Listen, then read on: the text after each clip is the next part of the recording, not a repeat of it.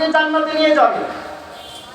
শুধু শহীদ নাই, এমনই ভাবে যার ফ্যামিলির মধ্যে একজন হাফেজে কোরআন থাকবে, একজন আলেম থাকবে, আল্লাহ রাব্বুল আলামিন বলবে দাঁড়া দাঁড়া, কে হাফেজ আছিস, আলেম আছিস, তোর আত্মীয় স্বজন যারা আছে, যাদের বাড়িতে তুই খেয়ে আলেম হয়েছিস, হাফেজ হয়েছিস, এদেরকে নিয়ে জান্নাতে চলে যা। তো মুসলমান বলতেছিলাম, হযরত হানজালা রাদিয়াল্লাহু তাআলা আনহু শহীদ, জিহাদ করতে করতে শহীদ হয়ে গেছে।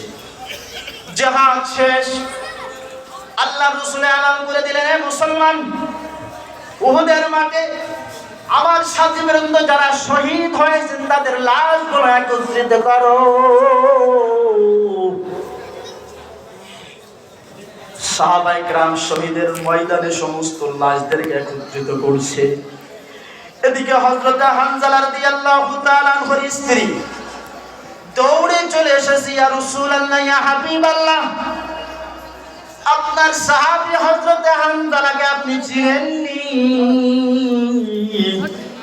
ওই যে কয়েকদিন আগে, আজ থেকে কিছুক্ষণ আগেই তো আপনি, কয়েক ঘন্টা আগে যাকে আপনি আমার সাথে বিবাহ বন্ধনে আবদ্ধ করিয়েছেন, আপনি যার বিবাহের মধ্যে নিজেই খুতবা পড়েছেন, আপনি নিজেই কি করছিলেন, যার বিবাহের মধ্যে নিজেই খেজুর ছেটাইলেন, আমার স্বামী।